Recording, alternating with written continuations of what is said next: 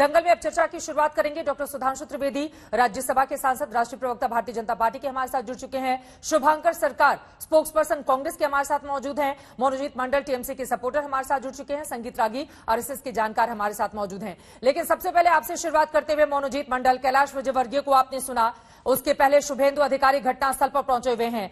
राज्य सरकार पर किसी को भरोसा नहीं है और यह कहा जा रहा है कि एसआईटी की जांच तो वही कहेगी जो ममता बनर्जी चाहती हैं।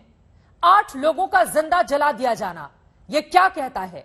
कैसे मिलेगा परिवार को इंसाफ? मैं पहले से बोल रहा हूं, बंगाल गवर्नमेंट। हेलो, बोले बोले, आपकी आवाज आ रही है मनोजीत। हाँ, देखिए, ममता जी खुद कही है कि highest investigative agency of the state it is involve.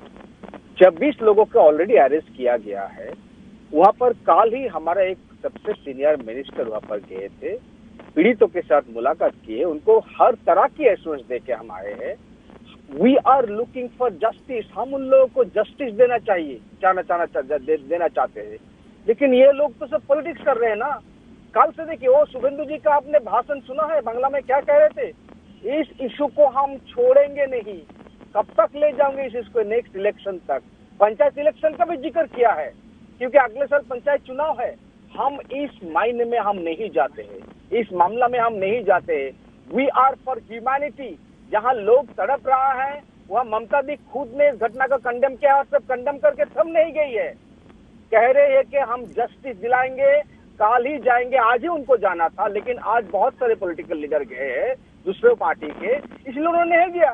तो यहाँ कोई हम लोगों का कोई फेल्यूर का कोई मतलब ही नहीं है। और मैं एक बात आपको कहना चाहता हूँ, उसी इलाका से 50 किलोमीटर दूर शांति निकेतन, जो गुरुदेव रविन्द्रनाथ टैगोर का कर्म भूमि रहता, 3-4 दिन पहले कितना बड़ा एक होली का महोत्सव वहां हम बनाए थे। हम भी गए थे, लाखों लोग आए थे, एक भी घटना नहीं घटे। और आप इस घटना के बारे में जिक्र करके आप बोल रहे हो कि लॉ एंड ऑर्डर खराब हो गया। ये कैलाश जी का 4 साल का आपने देख लीजिए, उनका जो तजुर्बा है बंगाल में 4 सालों का, देख लीजिए। सिर्फ एक ही बात उन्होंने करते थे, बंगाल में लॉ एंड ऑर्डर नहीं है।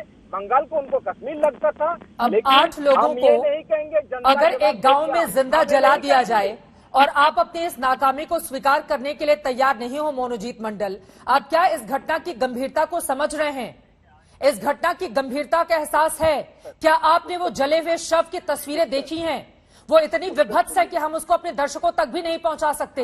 वो तस्वीरें विचलित और परेशान करती हैं, और आपको लग रहा है कि यहाँ पर दूसरे लोग पॉलिटिक्स कर रहे हैं। इस तरह की घटना हुई ही क्यों, जब आपको पता था कि एक आपके लीडर की हत्या के बाद, आप सुनिए ना उन्हीं के भाई का बयान, जिस तरह से सामने आया है कि टीएमसी में गुटबाजी है, दूसरा गुट इस तरह की हरकतें कर रहा है। आपको अंदाजा था कि वहां पर हिंसा भड़क सकती है, फिर भी उसको काबू में नहीं किया गया।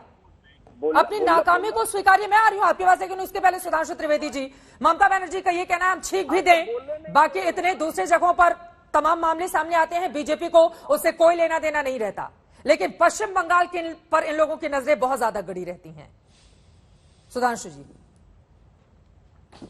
चित्रा जी, जो जिस प्रकार की दुखद और दुर्दांत घटना हुई है और जिस प्रकार के वो चित्र देखने को मिले हैं, वो उसके बाद भी संवेदना नहीं उत्पन्न कर पा रहा है ममता जी के हृदय में, तो ये बहुत दुखद है। अब जो उन्होंने राजनीति की बात कही है, उन्होंने एक वाक्य बोला है कि उत्तर प्रदेश नहीं है। मैं चित्रा जी यही कहना चाहता हूं, सच की बात है, उत्तर प्रदेश नहीं है। पूछिए मनोजीत मंडल से, उत्तर प्रदेश में इतनी प्रचंड जीत भारतीय जनता पार्टी की हुई, कोई एक घटना हुई कहीं पूरे उत्तर प्रदेश में? और वही आपके यहां हुआ था।